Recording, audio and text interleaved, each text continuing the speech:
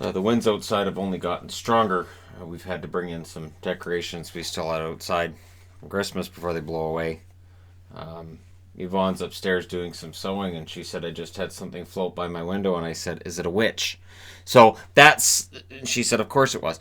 So that's how kind of windy it is out there. I'm just glad that to this point, knock on wood, we haven't had to deal with any kind of power loss at this stage. But those westerly winds, for whatever reason, they tend to cause more damage than easterly winds. So hopefully we don't see a whole lot, though there's a lot of trees around my place. So some genuine concern that when I'm getting ready to do the preview later tonight, we'll see whether or not I get through that. I'm just glad it's warm out, so if the power goes out, we don't have to worry about freezing cold temperatures. So that's good news. And around where we need some good news. All right, tonight's action. The Capitals did a good job tonight. And so did Carolina. I thought Carolina played a pretty good game. Now, in the first period, the Canes get a power play, and power plays played a major role in this game. Major role in this game. Strong start, though, for Samsonov. High-tempo play, so really fast game. The Dallas game was kind of fast, too. So this is the thing now, that hockey games seem to be taking place much faster than they used to. Not as many whistles. I guess without all the fighting and without so much of the fisticuffs going on, it doesn't tend to drag out. Samsonov was called for embellishment on a play where Niederreiter tripped him, so they're both going to the box. It's a 4-on-4. The Capitals took a penalty pretty soon after that. It turns into a 4-on-3 for the Canes at that point. And it was a back and forth period. My favorite moment, I think, of the night. Now, people are wondering what happened. There were some Caps fans, anyways, that didn't know what was happening on Twitter. Nick Dowd takes Svechnikov's stick and throws it into the stands. Here's how I figure it. I figure it's towards the end of the first period. Svechnikov's a wizard with the stick, right? And Dowd says, "Hey, Chris Angel, magic that back over the glass. Yeah, you have limits to your powers." I think that's a fantastic idea as well. This guy does things with the puck that, the lacrosse goal and all that. So just take a stick away, throw it into the crowd. He gets 10 minutes. So he was out for the first half of the second period, which, the announcers weren't very happy about. But I thought, you know what? Bravo, Nick Dowd. He did what nobody else could do. He figured out how to beat Svechnikov. Take a stick away. I genuinely laughed pretty hard at that. I thought it was no big deal because it's not like they're shorthanded. Nick Dowd's a fourth liner. You can absorb not having him for half a period.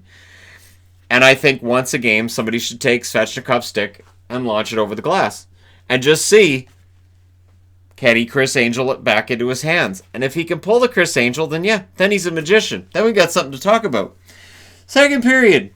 My favorite tweet was somebody saying they thought it was nice that Dowd during a game wanted a kid in the first row to get a game-used stick. Panik gets a goal from Eller at 2:58.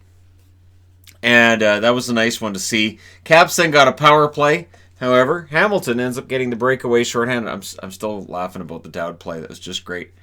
Because it happened right at the end of the period, so a lot of people were like, wait a minute, why is Dowd in the box? So, shorthanded breakaway for Hamilton. At 5:07, the Capitals make it 2-0, meaning Nick Dowd being in the box didn't hurt him at all. Kuznetsov gets a goal from Karlsson and Backstrom. There are nights where I really enjoy watching hockey. This is one of them. So Kuznetsov makes it 2-0. A nice goal for him. The Canes got a power play. The Caps got a power play. Later in the period, the Canes get a power play, and it's what it always does, and I've talked about this before, it kind of ruins the flow of the game.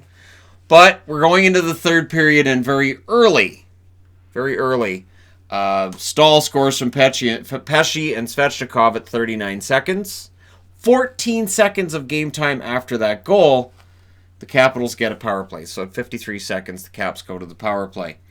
On said power play, Eller would score from Ovechkin and Orlov at 2:39. That is exactly 2 minutes after the Canes had scored to make it a one-goal game. Caps aren't done. Vrana scores from Kuznetsov and Oshie at 4:51. And what I think that the Capitals showed here was they weren't going to let up. They know this is Carolina. They know Carolina can score. They can score in bunches. Just keep piling on. And they had a point.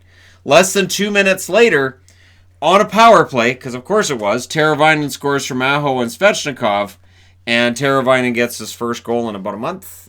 So nice to see him get a goal. I think that was his 8th of the year. He is their scoring leader, though. And at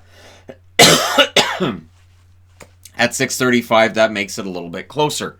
The Capitals pushed it around the 9-minute mark. Again, they didn't sit back and feel happy about being, in a position where they had the lead. But the Canes were generating more shots in that third period.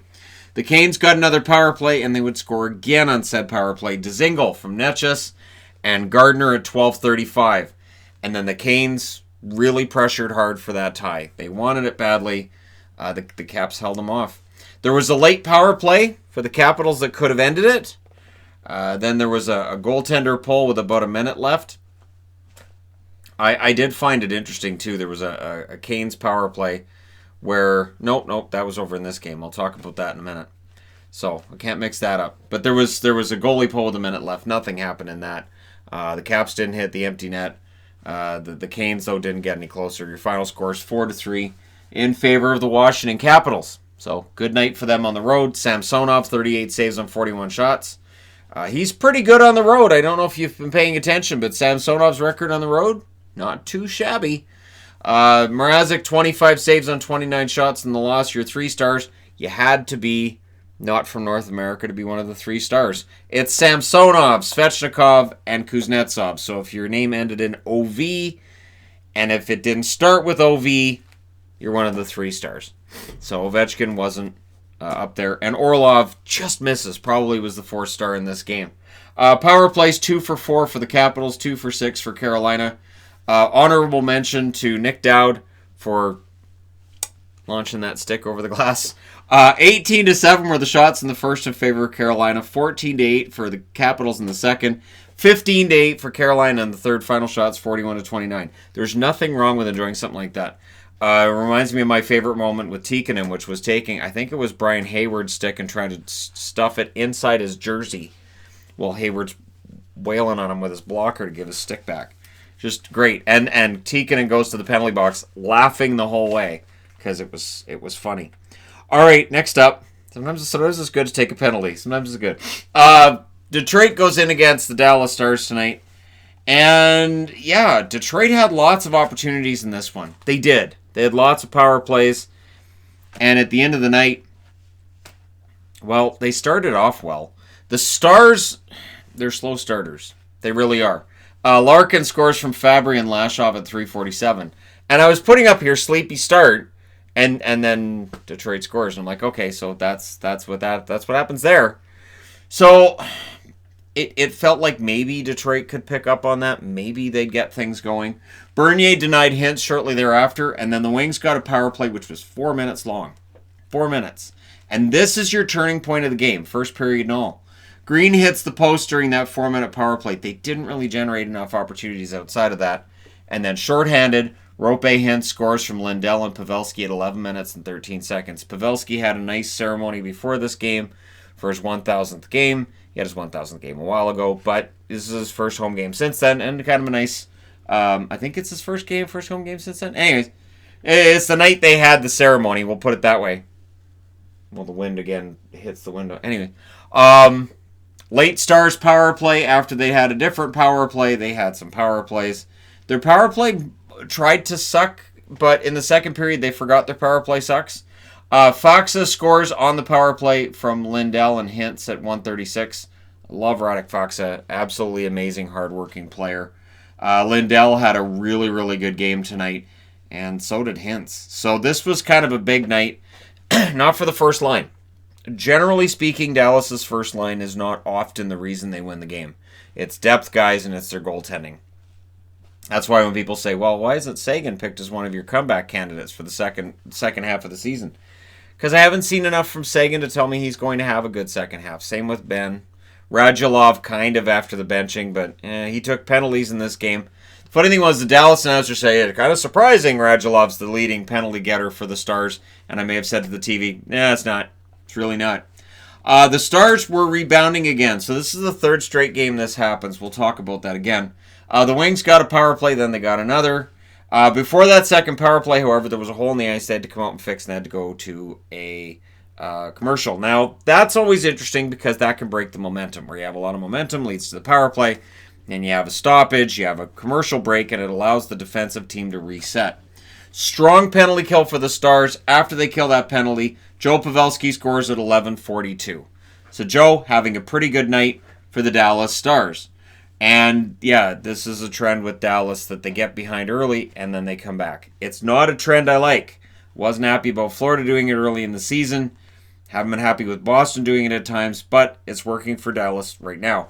Polak then almost got his first of the year, but he was denied by Bernier. Third period, this is the first time leading to enter a third period in 8 games for the Dallas Stars. It's been a while. And the first whistle in this period was at the 4-minute and 1 second mark. So they were in a hurry to get this game done. Let's get her done. Let's get her done. Dallas didn't want whistles. Dump it in. Make them come out. Dump it in. Make them come out. Then the Stars had a goal by Pavelski, and it gets taken back for goalie interference. And it was pretty obvious it was goalie interference. As soon as Detroit decides to challenge for it, I'm like, yeah, that's goalie interference. And it certainly was. So that's another goal taken off the board. Another successful challenge. But Dallas kept up the pressure to the point where Jamie Benn drew a wings penalty. They wouldn't score on that, but that takes 2 minutes off the board, right? And it was a really solid shutdown in the third period for the Dallas Stars. Detroit really didn't get a whole lot of opportunities. There was a delay of game late, which sent the Wings to the power play. And here's what I was going to talk about in the other game, but I forgot it's in this game.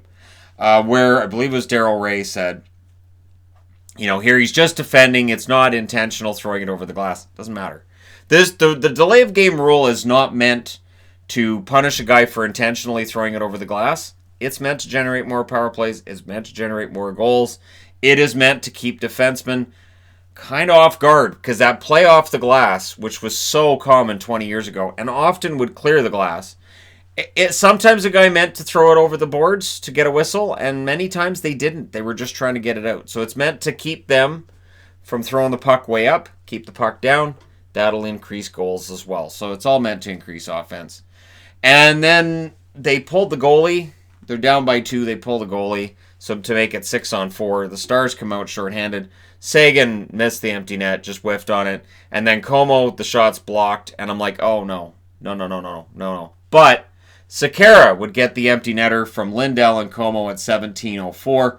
So that's 3 assists on the night for Esa Lindell, who's playing very well. It's a shorthanded goal technically, although it's an empty netter as well. And that's 4 unanswered goals for Dallas for the 3rd straight game. They're figuring it out. Again, no points for their top line, no points for those top guys, but they limit Detroit's chances in that third period. Really solid third period, and they win it 4-1. Bernier, 22 saves on 25 shots in the loss. Hudobin, 22 saves on 23 shots in the win. 3 stars are Pavelski, Lindell, and Hintz. Power plays 0 for 5 for Detroit.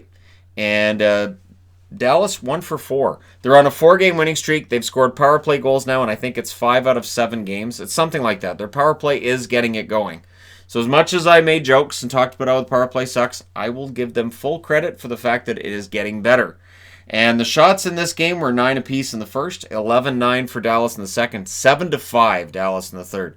Really solid shutdown. You want to call it playing the trap. They definitely did that as well. Just dump it in, make them come out. Dump it in, make them come out. 5 guys across the middle. Don't worry about it. Final shots, 27-23 in favor of Dallas. Detroit continues their run towards 31st overall. Pretty much unchallenged. I don't see anybody else getting down to where they are. And that's why I didn't put a Akbar magnet on that board this morning, because I just couldn't. I didn't think that was going to happen. So with the win tonight, Capitals go to 61 points. They are now well and above everybody else, as in 2 points ahead of the Boston Bruins and 3 points ahead of St. Louis into first place in the NHL. The Dallas Stars with 52 points, they tie the Colorado Avalanche. And I don't have Detroit on the board because they're way too far down. And Carolina misses out on a chance to get that 52nd point and pull within 1 point of both Pittsburgh and the Islanders. So it's a missed opportunity for Carolina, and for Columbus. Columbus fans had to be in an unusual position tonight of cheering for the Capitals. Had to feel kind of unusual. And now Columbus has to be looking at both Philadelphia and Carolina and saying, you know what? They might be vulnerable. And you know who else might be looking at them and thinking that? Florida. Florida could very well end up proving that the Atlantic and the Metro aren't quite as far apart as they may look on the surface. Let me know your thoughts in the comment section below. As always, don't forget to hit like and subscribe if you're browsing right through you just happened upon this video. And yep, we got early games tomorrow, so the preview goes up tonight for tomorrow's games. Thank you guys so much for your support and for your time. I will talk to you again soon.